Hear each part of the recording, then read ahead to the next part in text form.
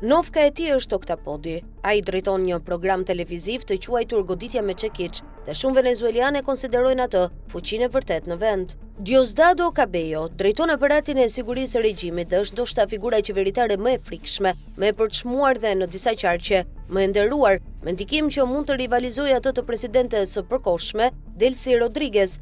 Si ministër i brendshëm, Cabello kontrollon policinë dhe burgjet dhe pas 3 dekadash në zemër të çavizmit, ndikimi i tij ose tentakulat shtrihen gjithashtu në gjithë Partinë Socialiste në pushtet dhe ndërmarrjet shtetërore. Me Donald Trump që kërkon për uljen e Venezuelës, fati i regjimit të Caracasit varet pjesërisht nga fakti nëse Cabello, 62 vjeç, do ta ruajë autoritetin e tij dhe nëse ai e përdor atë për t'u përulur Washingtonit apo për të tentuar një kundërsulm, që nga bastisja amerikane në cilën u rrëmbye presidenti i Venezuelës Nicolas Maduro më 3 janar, Cabello ka patrulluar Caracasin me burrat armatosur dhe ka përdorur një shkop në stilin e Fred Flintstones në emisionin e tij televiziv, i njohur në spanjisht si Con el mazo dando. SBA thuhet se e kanë paralajmëruar Cabellon se ai do të jetë i radhës që do të bjerë nëse nuk i bindet urdhrave të tyre. Andrés Izara, një ish ministër i qeverisë, i cili tani jeton në Mërgim, beson se rrëmbimi i Maduros e ka minuar Cabellon dhe se ai do t'i përulet SBA-s. Diosdado është një zombi në këmbë, tha Izara, duke shtuar.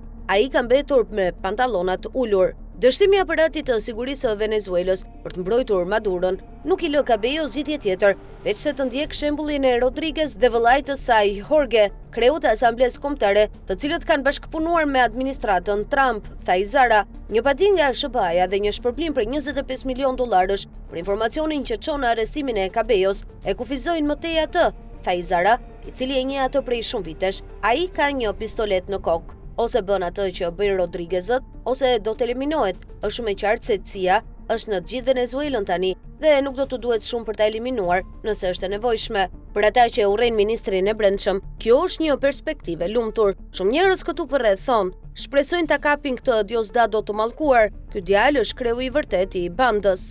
Është një ironi e zymt që pas vitesh rivaliteti me Maduron për supremaci, rënia e presidentit e lë Cabellon më të dobët, jo më të fortë. Sipas venezuelianëve, Diosdado Cabello fjalë për fjalë do të thotë flok të dhënë nga Zoti, por ministri është kryesisht ullac dhe flokët e mbetur janë të shkurtra. I lindur në një familje të thjeshtë në shtetin lindor të Monagas, Cabello ju bashkua ushtrisë kur Venezuela ishte një vend demokratik, relativisht i pasur, me lidhje të ngushta me SBA-n. Megjithatë, pabarazia dhe një krizë ekonomike i hapën rrugën në vitin 1992, një gru shteti të tentuar nga mentori i saj ushtarak dhe bashkëpunëtori i tij, Hugo Chávez, dështoi, por më pas, Chávez përqafoi politikën elektorale dhe erdhi në pushtet në vitin 1998, duke premtuar të rishpërndante pasurinë përmes një revolucioni bolivarian që më vonë mbështeti socializmin. Chávez e emëroi shokun e tij në një sorpostesh nga kryetar partie, rregullator shtetëror i telekomunikacionit, ministri i infrastrukturës, shefi i shtabit, zëvendës president, guvernatori i shtetit Miranda, nëpërmjet të cilave Cabello ndërtoi një rrjet patronazhi dhe mori Novkën Oktapod. Para vdekjes së tij në vitin 2013, Chávez e shpalli Maduron trashëgimtar të tij. Cabello si u mohua presidenca, por ai e ruajti bazën e tij të pushtetit dhe profilin. Shfaqja e tij televizive mplodhi besnikët e partisë, sulmoi armiqt. Senatori i atëhershëm amerikan, tani sekretari i shtetit i SBA-s, Marco Rubio, quhej Narco Rubio dhe paraqiti performanca nga vajza e këngëtares pop të Cabellos, Daniela. Në vitin 2024, Maduro, i përballur me trazira pas manipulimit të zgjedhjeve, emëroi Cabellon ministër të brendshëm për të shtypur disidentët. Shefi i sigurisë u zotua të kapte dhe ndëshkonte kundërshtarët. Ata po fshin si mint, por ne do t'i kapim, tha ai.